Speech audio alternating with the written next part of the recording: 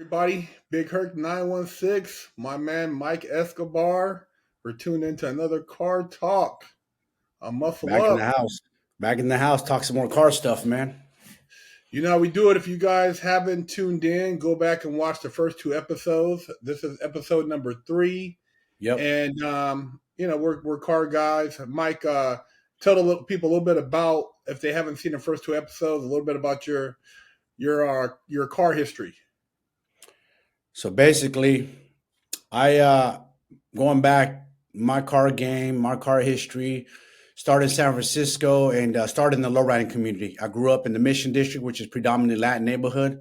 So as a kid, my parents would go take us out to the Mission District to go eat or whatever, Mission Street, and be all the lowriders cruising. And that's kind of got my my love for the cars. I see the cars cruising. I was like, this is so cool. I want to be part of this community someday, as I grew up. So just fell in love with it, man. The car game was just thick. And then everything evolved into like from the lowriders to like 5.0s to like just different style of cars. But I always had a deep, deep love for the lowriders, just because I grew up in that neighborhood, seeing them around. And it's crazy because now, fast forward to 2024, they're like thicker than ever. They're all over the place. I'm here in San Jose now. Now I see them everywhere. Yeah. I guess I started kind of like growing up around Mustangs. Grandpa collected Fords, so I was around the Mustangs, Cadillacs, old schools. Always had a passion for cars, Hot Wheels, radio control cars, race car tracks, anything car orientated. I was always into it. And then fast forward, shit, man, I've had probably like 30 old schools over the years, and yeah, man, cars are like my passion, my hobby. I breathe them, eat them, sleep, and but old schools in particular, muscle cars is really my thing.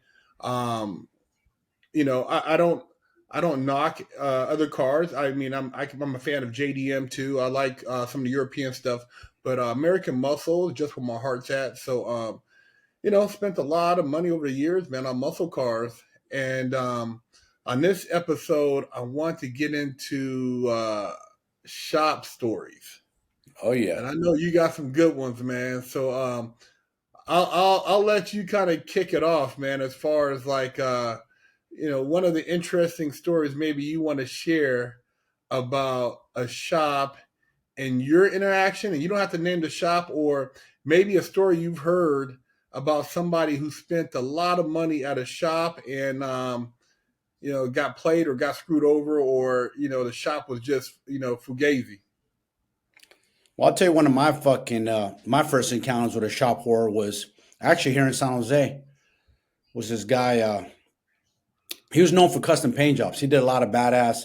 I don't know if you remember, like back in the '90s, the I would say late '80s, early '90s. It was all about those the ghost graphics on the lowriders. Candy paint with the ghost graphics and the pinstripe and outlining. So this dude, I'll say his name. He ain't even around no more, bro. I think he's done. Fucking paint shop. Fuck him. He did a lot of people dirty.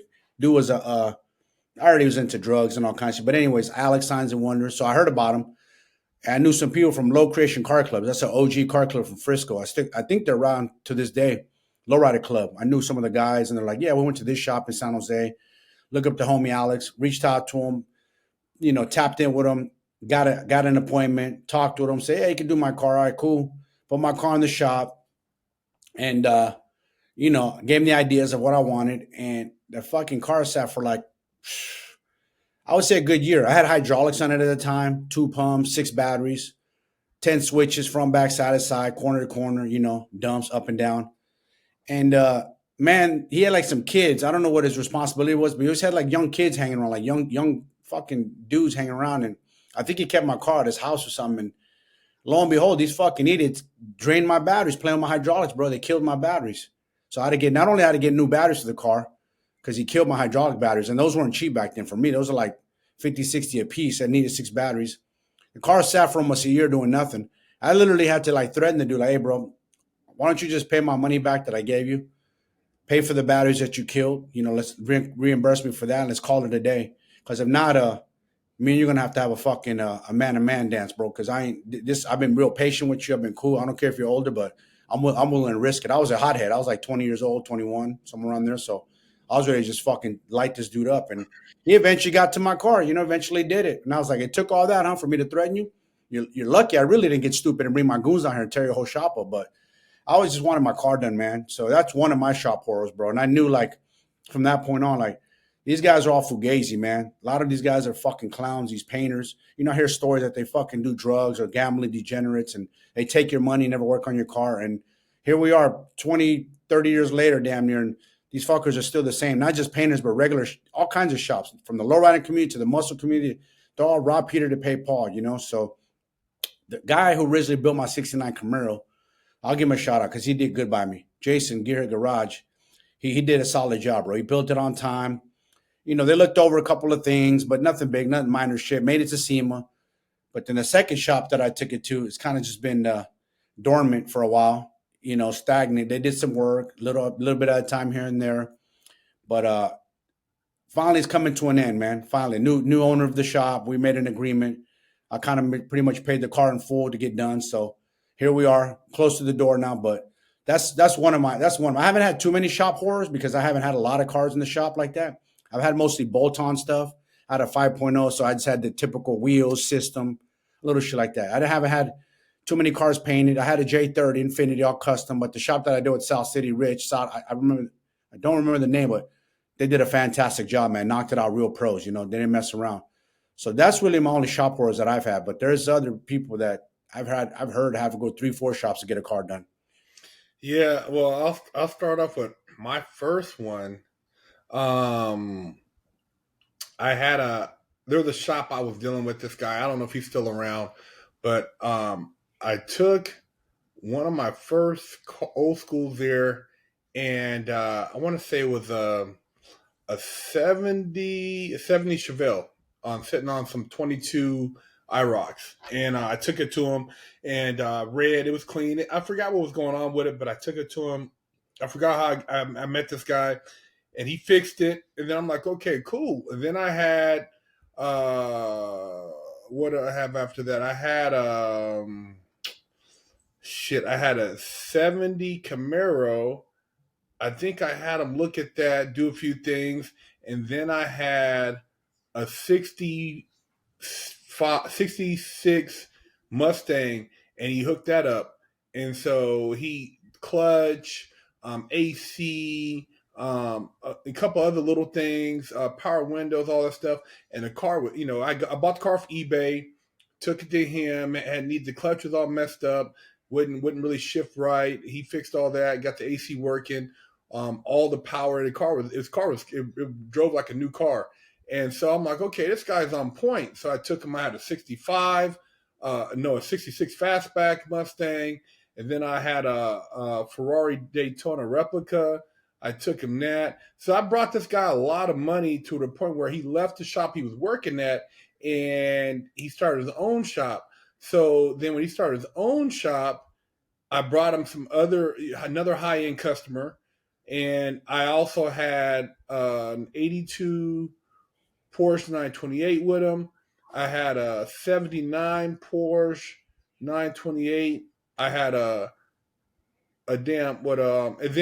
actually before that, I actually paid him to go pick up a project car out of Texas and drive it back. And it was a 76 Porsche 911 Targa with big ass flares. I had a 350 I was going to throw in it, and he was going to build it for me.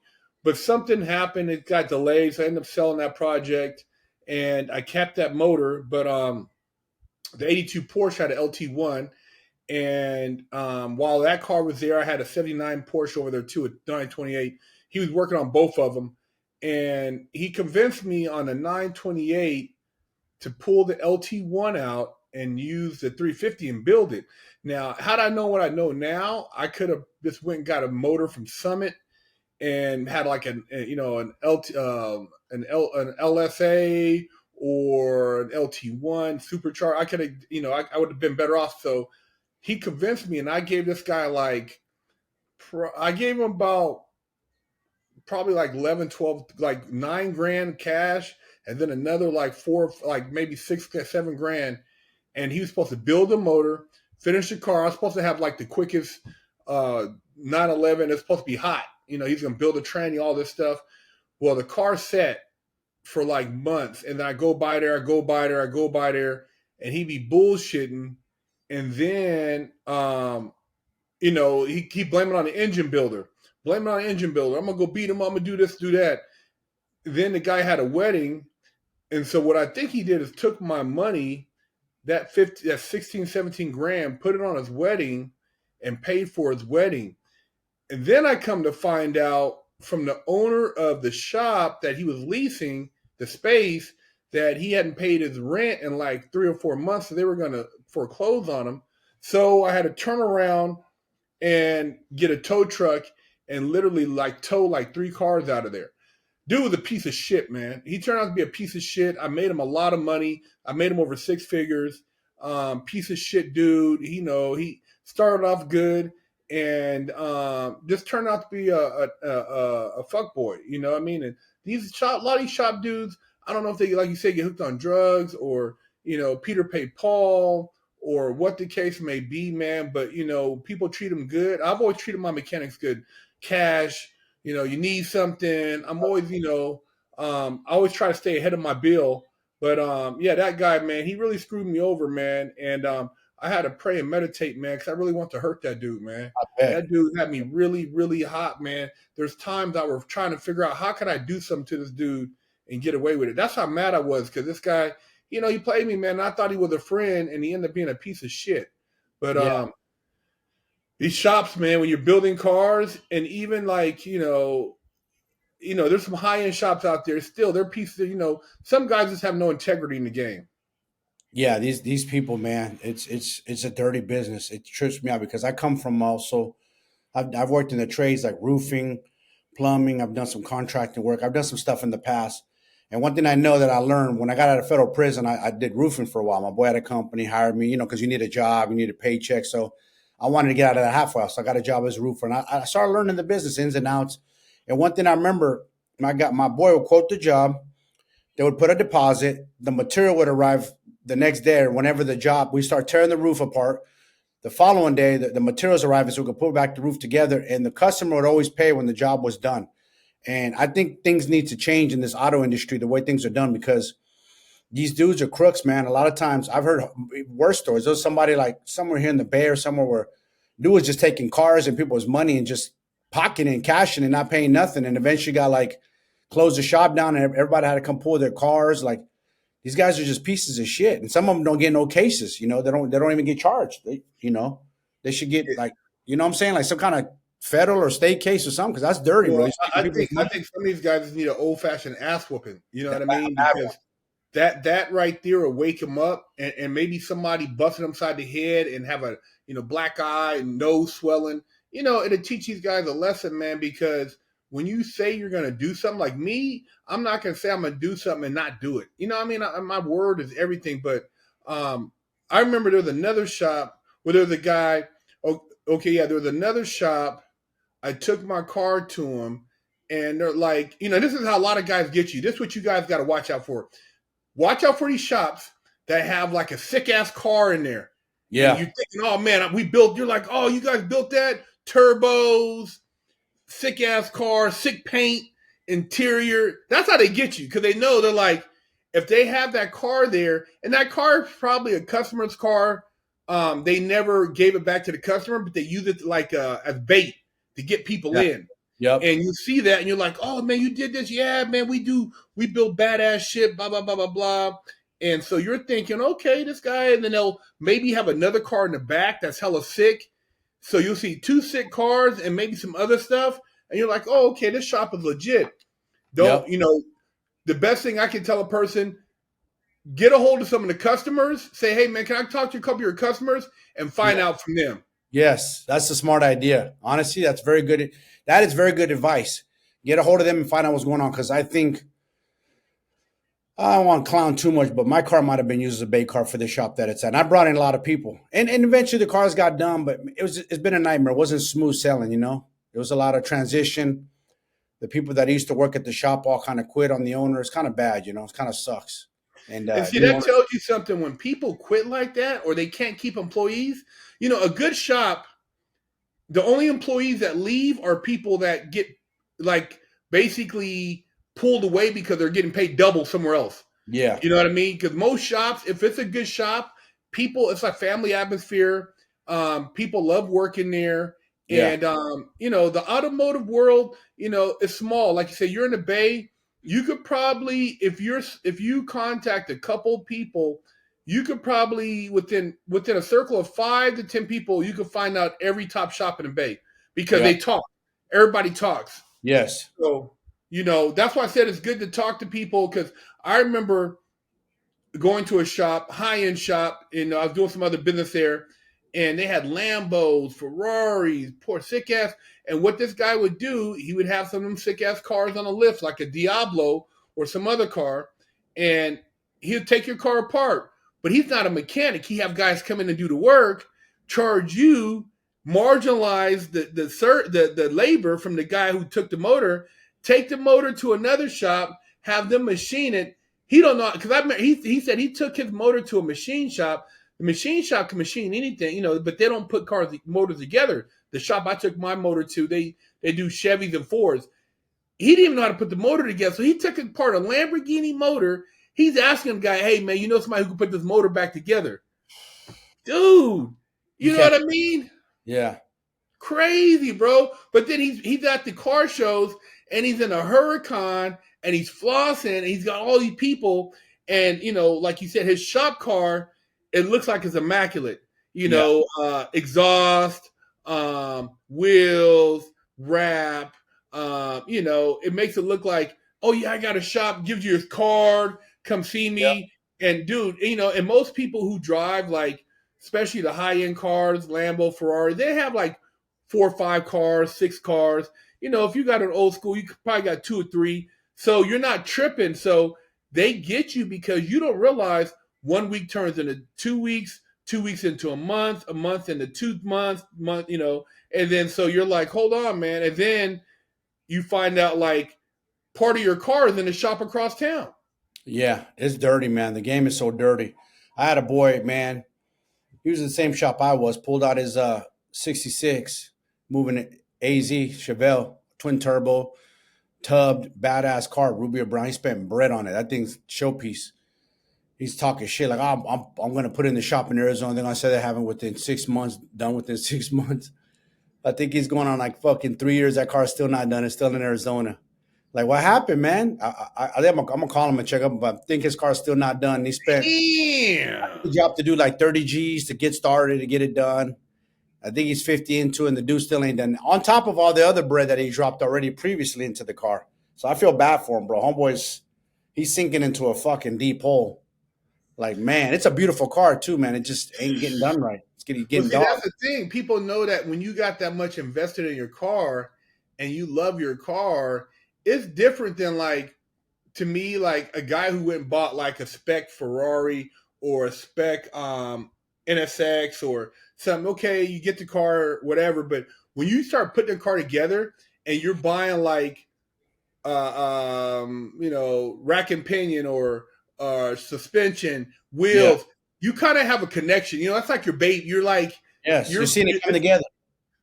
and you picked it out. The wheels you had to wait maybe 6 weeks. You know what I mean? The paint you had to wait, a year. I mean, I got a car in the shop right now. Been in the paint shop for a year, so it's not as easy to disconnect from the car as it is a car you just go and buy and it's you know what I mean? It's specced Yeah. out, but it's just you don't really have any hands in the build process. Yeah. And so, yeah, man. I mean, in the good shops, man. I mean, even those shops, like some shops, oh, we charge 2 something an hour. You're like, God damn, 2 something. Then you get there, and you're thinking, okay, they charge more, so maybe they're better. Those shops are shit too. Yeah, they are. Yep. They're You know not. what I mean? They're not what people think they are. You're right. You know?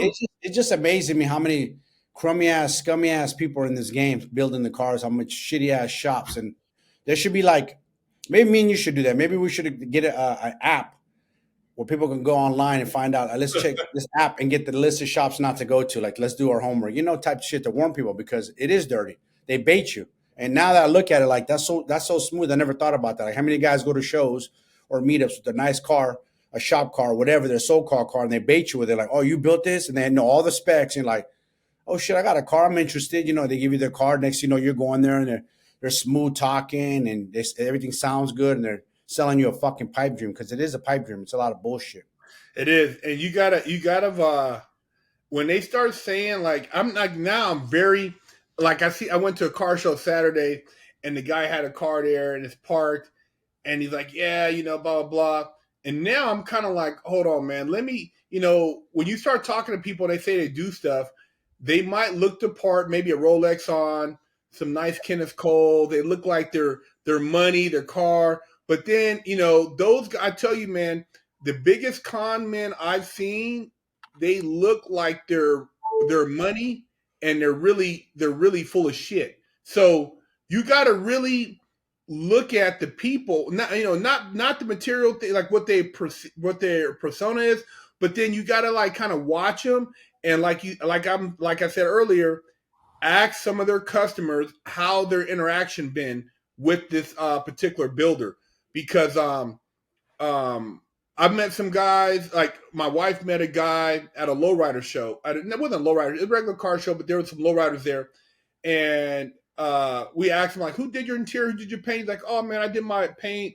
I got an old guy and his family to do interior." I'm looking at the interior. I'm like, "Damn, this interior is pretty clean, man." I mean, it was stock, but the guy did it to spec, man. Yeah, And so I'm looking. I'm like, "Well, how much you pay for that?" And he told me like I want to say, dude, like 4 racks, 45. I'm like, there's no way. I said, what?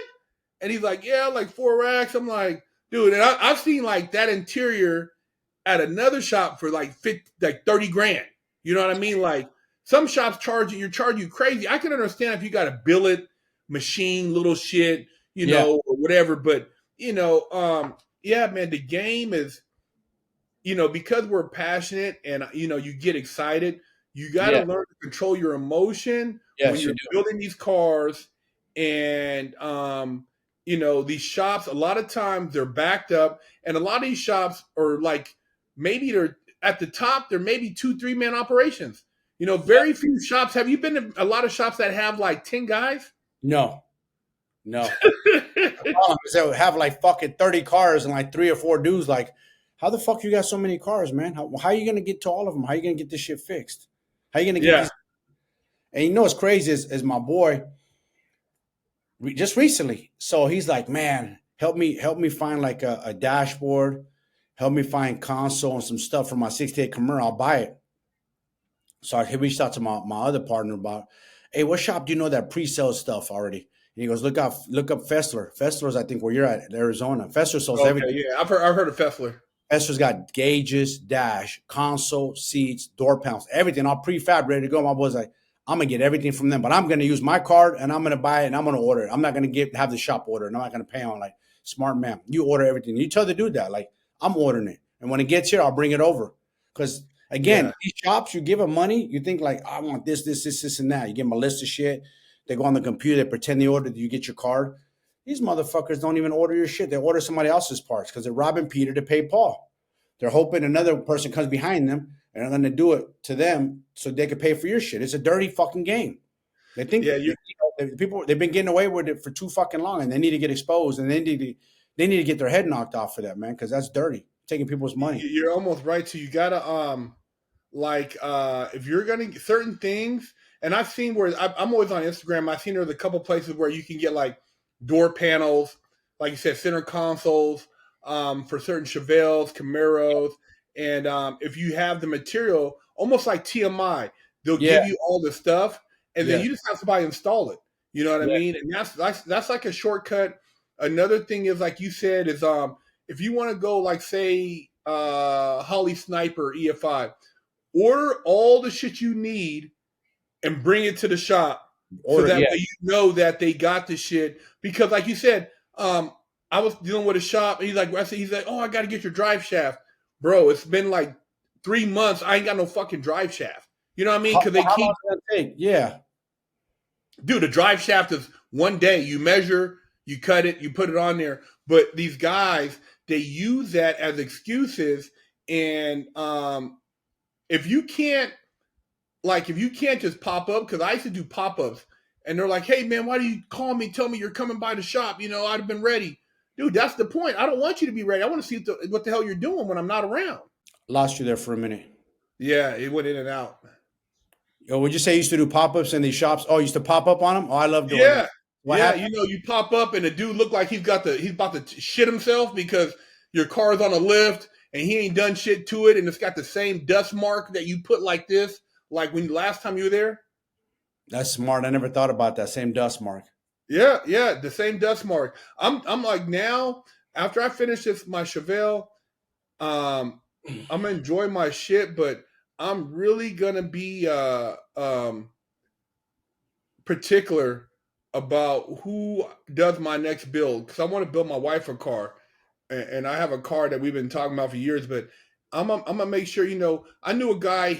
And I don't have the room right now, but I knew a guy. He had two or three lifts at his house, and dude, this guy was balling. And he had a whole shelf, like probably like 2.5 stories high of Nissan GTR parts. He was into GTRs, and he had all the tools, all the parts, turbos, with all this shit. He would have the guys come to his house because he had his back of his house. He had a garage and he had a hangar, and he had a damn airplane in there. But he would come. They would have him come to his house, and they would work at his house after they left their shop. So he knew when they were working on the shit. That's You know what I smart. mean? That is Yeah, smart. yeah. So they can't say like oh, Mike, we got 20 hours over here. We got 100 hours over here. Yep. It's like, dude, nah, bro. I remember you came by after dinner for like an hour or 2 hours. You know what I mean? Yeah. Yeah. Yeah. Because that's another scam right there. It's like, oh, we got motherfucker is charging you. Oh, we got 20 hours this week in your car. Where? Show me. What'd you do? It looks the same as me. Oh, we Yeah. did this, and that. Really? Because it looks the same exact to me, man. Ain't nothing. What hours, bro? You know, it's such a dirty fucking game. And I Even think, when they say, like you said, 20 hours, I'm like you. You're like, let's say 20 hours. Okay, I do the math. 8 hours in a day. Okay, 40 hours in a week. yeah, 20 hours meant you spend half the shop week on my car. Now, I see what you guys do. You get a tool, you bullshit, you go over here, you look at YouTube, you know what I mean? Really 20 hours? yeah, Hard, exactly. you know what I mean? Yeah, that's why, honestly, man, there's a dude out here. I'm gonna shout him out. He's fucking dope, dog. This dude is legit. SS Gabe, man, badass. I referred a few people to him, and I reached out to him, but he's booked out. He's a one man show, but he does clean as SS builds, trannies. Pro turn builds. He puts a motor in. Tranny. He does all the drivetrain. He doesn't do the paint, obviously. He subleases. What do you call that when you Subcontracts? yeah, he subcontracts the work, and he deals with DJ designs for interior. But dude is legit, man. He's a one man shop. I'm like, man, too bad you don't have a real open up your own shop. But I think he doesn't trust anybody else touching the car. He does all the work, and this shit comes out clean. You got to find He's him on. one man? He's out here on the bay, yeah, but he can only do so much, and he does clean ass work. Like sometimes See, those that's one the thing. man, Like, those guys, you can't.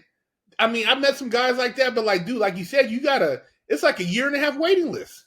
it sucks. He's a year out, and the work is so damn good though. You're like, man, I wish I could just fucking pay you to just work on my car at all times, like because these guys are dedicated. Those guys, for some reason, are always the better ones to go to. Then you go to a so-called shop, and they're just dicking you around. They're not even touching your fucking car. They're fucking around with everybody else's car. Now, if you just have and because I tell people sometimes you got a pocket full of money. Even with a pocket full of money right now, is there any shop that pops in your head that you just go there and you think they would get it done any faster? Because some people think, oh, I got money, blah blah blah. I'm like, dude, some shops it don't matter. These motherfuckers are still gonna play game. Off the top of my head, no. But there's a shop that I would go to. If money wasn't an issue and I wanted to build a sick ass car, I think I'd go to Roaster Shop. They have a good reputation. And So that's great. they have a big crew. They have a big crew too. They actually See, have a look, big look, look what you're saying. You're saying roaster shop. That means you're from California, bro. That means you got to go. You're talking going all the way to goddamn Illinois. You know yeah. that's how crazy it is because I'm from Cali too. I'm in Arizona now, but if I want to get good work, like even out here, I'd be like, okay, like in my mind, I got 300 racks. I want to build a sick ass. I'm gonna bring them the car, and I want them to get it done, start to finish. Off the top of my head, there's no shops. I mean, there's some shops I heard of. I'm gonna visit them out here that I've heard of, but there's nobody I can truly say that if somebody said, "Big Herc, I got 300 racks. Who would you recommend?" I can't honestly say I would trust anybody that Me say they neither. go there. Me neither. I'm the same. I'm in the same boat. It sucks because I referred a friend of mine to a shop out in Sacramento, Dodge Charger, 70, I believe.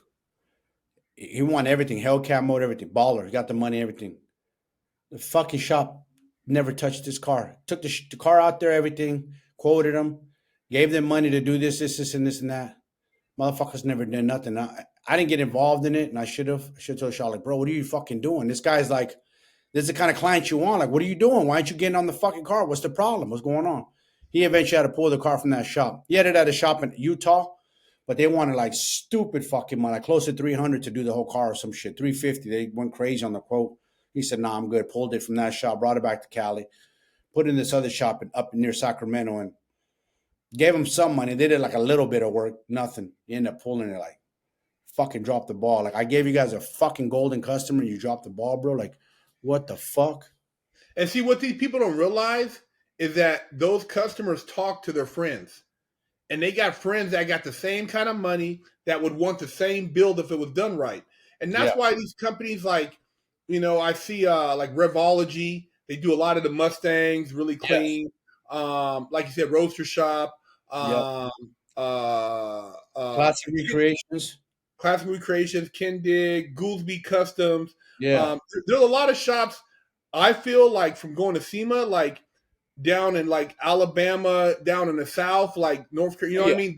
yep, Those families that have been working on cars since the early like 70s and 80s, yeah, those guys have integrity. Like those dudes, their family, they take pride in their shit. They don't just like they're not just building a car to try to bait people in and then trying to hustle Peter to pay Paul. And that's yes, what you get a lot of on the West Coast. Man, these guys they'll build one badass car, and then dude, every other car is half built. yes. That's true, right there. You're that part, and I think people need to fucking be more educated and aware because there's a lot of badass shops, man. But I guess I don't trust any of them. I know that one shop is badass in SoCal that built the '69 Camaro that Kevin Hart bought, Timeless Custom. Oh, They're you pretty talking about? Oh yeah, Timeless Customs. Now I haven't heard legit. anything bad about them. Me And then what neither. about the other guy? Steve is it Steve Holcomb? Steve. You know the guy he did some of Joe Rogan stuff too. Didn't that guy with the long? You know what I'm Oh, talking about? Steve Strope, I think is his name. Steve Strope. Yeah, yeah. Yeah, he's pretty legit. But other than that, I think there's Hollywood Customs that's pretty good. Fuck, man, what else? There's another dude who is known for building hot rods that's pretty good. Uh, he's Boyd. SoCal. He came out of Boyd Coddington's shop. He just does Oh, hot rods. Chip Footh. Chip's good. Chip's good. I almost went to Chip early on, like 10 plus years ago. I was trying to get an appointment with Chip and have him build my Camaro. I should have just went with Chip. I haven't. You know what? I But I don't don't want know. to I don't have anybody like you. I don't know anyone personally that got a card done by Chip. see. I would have to get like because I remember I mentioned Chip to somebody. I mentioned Kindig, and people are like but like because see my thing is too this right. And I don't know. I've never driven a Chip car or a Kindig car, but if I'm spending over 100 racks, I better be able to drive my car like I was in Cannonball Run. Yes, You know what I mean? If I can't drive my car like that, and I spent that kind of money, then I should have just spent 100 grand and got a Ferrari. that's true. You're You know right. what I mean? Everything So should be, everything should be tightened down. And don't. And here's another thing, man, for the shops is, listen, motherfucker, when the car is done, don't give it back to the customer right away. Beat on it, drive it up and down. Beat on it, drive it up and down. You put the fucking miles on. Beat on it. You see if you can break shit on it. That way, if you break it, you can replace it. You tighten the bolt down. 'Cause once you get your Chevelle down, now notice this, both of us. Once we get our cars back, they're really not done. We got to put some miles on them, and then you got to go back and re-go uh, over everything to make sure everything what got loose, tighten everything back down again. That's what scares me about a new build. Like, you got to break it in. It's not completely done. You got to break in the motor. You got to make sure the brakes are working. You got to put some mileage on. You got to kind of cruise it at first. You can't get crazy with it. Maybe like at 200-300 miles, take it back to the shop. Like, all right, I want you to do a do over, pass over yeah. on it, go over everything because they should be doing that though. I think they should have a program where they should do that. No, you're right. You should put test miles on the car, and by the time I get it, you done make sure the belt's not going to jump, it's Yep. not going to overheat, Yes. the brakes aren't going to leak, master cylinder is not going to leak. There's no wheel wobble, there's Yeah. no bullshit, that. But see, this like you said, like from my situation, when a car is done, this dude had me so I just want to be. I don't even want to I don't even want to really see this dude, man. I'm gonna be so when I get my shit back, and my goal is to get it back, and then when I'm really balling, dude, you're not getting no more of my money because you played yourself. Because see, these people they look at you and look at me and they're like, oh, you're just another customer, and they don't know, like you said, I could be bringing you guys a shit ton of money, and I could be marketing your shop, but because of the way you treated me, you failed the test, and you don't even know you were being tested. Nah, dummy. And I tell people I got a huge social media platform, bro. My page is legit. I've had it over 10 years. So I know a lot of people in the car community. I could bring a lot of shops business. I told the shop on my cars out, like, I could have this place full if I want to, but I'm not going to recommend nobody no more because, in the previous, I want to talk bad about it, but the dude who owned it before kind of like dropped the ball on a lot of shit. The new owners took over. They've been doing good, getting things done. But I'm still a little sketchy about it. I don't want somebody to refer somebody and then they're pissed off because I brought them in and their shit's not getting done. I just don't. My trust is very, very low in these shots, man. Unfortunately. I think a lot of it is too also that these shops over over promise Oh yeah. and underperform. Not to say they're not a good shop. Maybe if they only took in what they could get done. But Yes. whenever if I go to your shop and my car's been there for 6 months or a year, and then you keep having new cars come in, it's like, dude, what do you do? I know you got to make money, but you can't even finish the shit you got in here. That's because they don't know how to balance their books. I come to that conclusion. They might be good builders. They might be all that and then some. But what they're horrible at is businessmen. They don't know how to balance their books. So in order to keep their books balanced and keep people paid, they need to keep new, fresh money coming in. But when that happens, all that new money coming in, say you're part of that new money, that new wave of new customers, you're in the back burner. This guy's already way ahead of you here, so he's probably getting close to being done. But he had to go through a lot of shit to get to him, and you're way at the end, and it sucks. And it sucks because they're not honest. They're very dishonest with their customer. They're dishonest about how long it's going to take. They're dishonest about how much it's going to cost. Like you should be a layout. Like, listen, should be a chart. Paint, how much? Interior, how much? Electrical, how much? Brakes, how much? Suspension, how much? Engine, drivetrain, rear end, how much? Wheels, how much? System, how much? I need a breakdown of everything. And that's where the fuck we're gonna pay right there. That's what I'm gonna pay you, not a penny more. Now we add custom shit along the side. We'll do a separate bracket for the custom work and how many hours it's gonna cost. And that's how it's the fucking breakdown. And I'm not even a fucking shop owner or whatever, but I know now from being in years of this, that's how I would run it. That's how you run it. That you know exactly how much things are gonna cost. You should be long enough in this game to know how many hours things are gonna take. Now, if you start doing one-off things, I get it. That costs a lot of time and labor. So you have to be like, I have to charge you as I go, like East Bay Muscle Cars, my boy Steve. I'll give him a shout out. He does good work. But he's honest with his customers because you want a SEMA build, $1 million. Because I might have to do something over 4 or 5 times to get it right because it's a one-off thing piece. Yeah, I seen that East Right. Bay. They're high end. Yeah, he told me that. I go, how much you charge? He goes, he said, I can't really tell you because I have to do things over sometimes 3 or 4 times, and it's not on my dollar or my hour. It's on theirs because Wow. I don't have a blueprint. He's honest. He goes, the one-off shit. If you look at his builds, all his shit's one-off stuff. So I Now, respect that. At least he tells them that going in. But if you want some bolt on and you want this, and that, he'll give you ballpark like starting at 350. That's what I heard. I didn't hear from him from other people. He starts at 350 and up. now, okay, a shop like that. Have you seen any of his cars like really being beat on to where like these things are proven? You know what I mean? No, but what I will say is I have talked to some previous owners. I have talked to some previous owners that had the car, and none of them have ever said anything bad about him. Not Okay, nothing okay, online. One was selling the Camaro, and nothing bad about him. So I was like, okay. So usually somebody will have some shit like, fuck this guy, he's no good, don't go to him. Never heard nothing bad about him. And it's a small community. You know that. All it takes is one bad apple to blast you to go out there like, man, fuck this guy. He's full of shit. His cars don't perform. And he races too, Steve. He himself is a racer. So I think okay, he knows how to build them for performance. He's not just building them for okay. looks. See, that's another thing too. Is like going back to like I said, I haven't driven a Kindig or a boy car or a Kindig, but or a fuse car. But when you build a car at that level, and you say like you're saying 350, million, half mil, dude, that car.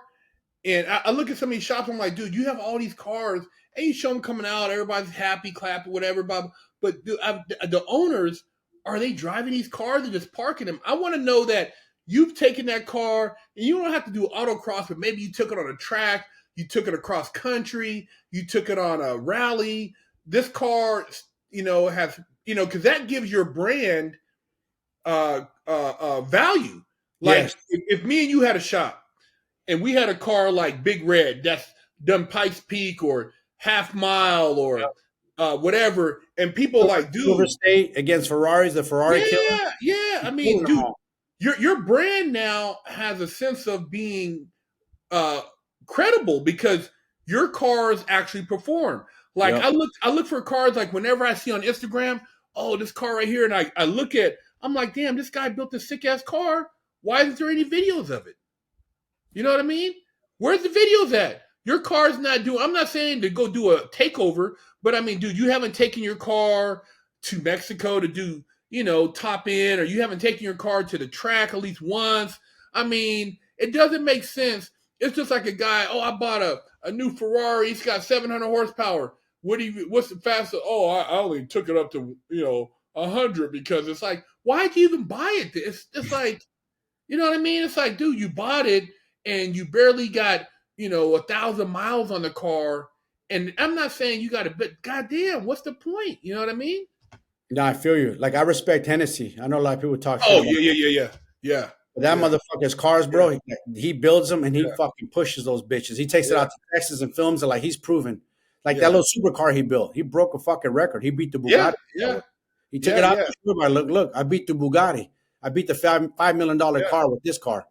So that right there says a lot. Like homeboy's not scared to put his shit to the test. I respect that. What I would like to see, and maybe we can do this is, and I don't care win or lose, you know what I mean, but I want to call out some of these supercars and some of these other shops once I get my car dialed in, Yep. and I figure out who's going to build, maintain my car. But I want to call out these cars and say, hey, I built this car, but it's not a trailer queen. I don't just put it around town. I say, you want to do something. Let's go do something. Yeah. But my thing is, run it. Don't have this car and it looks hella sick. That's why I give the Dunk Master props. He runs this shit. Yeah, he does. He runs this shit, bro. You know what I mean? He's building it, and he's putting his money where his mouth is. And even that guy, I don't know if you ever seen. There's a guy that I-95 dude.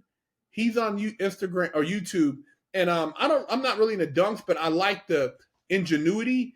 But he was talking about like, okay, this is 150,000 dunk. This is a quarter million. This is like 350,000. But he builds these cars at different levels, and at the end of the day, a lot of them dudes down in Florida, down south, they're running their shit on tracks. You know Yeah, what I they mean? are. They're Yeah, they running are. it. It ain't like California where a dude's he's got a GT3 and this and that. He zips around, whatever. But I'm saying, dude, run your shit at the highest level. And then if it doesn't break, you know that what you paid for, you got your money's worth. Yep. Otherwise, you don't even know if you got your money's worth. If you built your car and you put 5,000 miles on it, you never broke 100 miles, and you sell the car, bro, you really wasted. I mean, all those years for nothing. That's true. That's what's sad. A lot of guys build it. They build it for SEMA. They get to enjoy it for the show. They got a little, what you call it, a little bragging piece. And next you know, some rich dude comes along, baller, like, what's up? Let me buy your car off you. And somehow that owner's like over it. All right, I'll sell it. A lot of cars get sold at SEMA. People don't know that. I got offered $120 for mine at SEMA, and I went back and forth. Should I sold it? Should I kept it? Demetrius, the owner of Arcadio, wanted my car after the show. Threw me a Oh buck wow. 20. I was thinking like, damn, why didn't I just take the cash and run with it and just do something else? But fuck it, I kept the car, and here we are now. But there was a lot of like back and forth in my head, like should I have let the car go? Because I hadn't get to enjoy it. It just literally got built for SEMA, made it to SEMA. Literally, they're washing the car and drying it as the fucking trailer was pulling up to take it to SEMA. I still got the video on my phone when they were just picking it up. But so I was like, fuck, nah, I don't want to sell it, man. I'm gonna keep it. I didn't need the money at the time, but I was thinking like, damn, Yeah, maybe I should SEMA just SEMA definitely. a hot spot. I mean, even a lot of the cars you see at Bear Jackson, like people don't really they get them. And I remember a guy buying a car, and dude, as soon as they bought the car, he had to take it straight to a shop. He paid like 200 some thousand, and the car wasn't dialed in. The fuel injection. After like 80 miles per hour, the car would like bog out, and you got to get this fixed. And so a lot of stuff is still not dialed in. So my Yep. thing is, Yep. if you know how to build cars, because there was a shop I took my car to out here, and they try to get crazy with me, man. And they're like, "Oh yeah, we get a bunch of cars from Barry Jackson." And I brought them my car, and they messed up a bunch of shit, cost me a bunch of money that I had to refix that they messed up. And then the lady had the nerve to say, "You brought a car in here from 1980s, and you want to run like it's 2024." I'm like, "Yeah, bitch. You Yes. know, that's you, That's you, the whole you know, purpose. Yes. that's the point." She's Yes. like, why'd you bring your car to us then if you couldn't get it fixed? That's like, why'd you touch it if you couldn't fix it? Exactly. Why'd you take the job on? Don't take the job on and then blame me. I'm the customer, you fucking moron. If you don't know how to do the job, don't do the job. You're right. They never want to take accountability, bro. No, Swear no, it. They need to get their head knocked off, man. And I'm not trying to make no threats. It's just like enough's enough with the bullshit, man. It's really getting fucking old. Like they pull these fast ones on customers and at our expense, like we're rich. You know what I'm saying? And we're supposed to eat it. Like, yeah, we're bringing it to you because this is the age of 2024 where we put modern shit in old cars and you can make it perform like a new car. It's just a shell, lady. That's all you're. You put in modern suspension, modern brakes, modern motor, modern everything. So yes, I expect it to perform like a 2024. That's the whole point. yeah, You know what I'm saying? That's the whole point of Resto My Pro Touring. Now, is it going to be as smooth as a brand new car coming off the line? No, I don't expect it to that smooth, but I do expect it to perform. I'll put yeah. everything that a new school vet or a new school Camaro has into this old car. So yes, I expect it to perform. What's the problem? Why can't it perform? Why can the engine work in a new Corvette and a new Camaro like my Z, but it can't work in an old shell? Explain to me why. It's the same engine. Why can't it work? Same brakes, No, same you're same, exactly right. same drivetrain. So why can't it perform the same? Explain to me why. But you guys you go to autocross and you see these dudes with these badass cars, and then that might be show style. That might be like street show Yeah, caliber, yeah, but they perform, man. They yeah. perform. They get it in. I know. My boy Nick, shout out Bowtie Garage. He does all his own wrenching and everything. I'm envious of that. He wrenches his own car, so he's lucky. He gets to dial his own cars, and he ain't got to wait on no dummies touching his car. He does it on, and his car performs. He's up there on the Optima and the whole pro touring scene. He started as a rookie. He was just doing it for fun. He got so good at it. The dude's damn near like a pro now, competing. Wow. Yeah, that Optima, those cars, the pro touring cars on that tour are like you said, top notch. People drive them, rock chips, paint Yes. chips. They beat on them, bro. Those cars are really cars they drive. And then my thing is, I always wanted a car where it's clean, but if I want to, I could drive it to the track and drive it home. You know what I Yep. mean? Yep. So if I can do that, because if I take my car to the track, it ain't like I'm trying to set records there. I just want to be able to do a few laps, have Have some fun. fun. Yeah. Yeah, man, and enjoy it. You know what I mean? And then Yep. if I want to go from Arizona to Vegas or Yeah. wherever, I can get in the car, put the AC on, and be good. Yeah. That's how I felt. Same as you. Like I want to go to LA someday, like get in the car and just drive. Why not? Why can't I do that? See, this is what I say.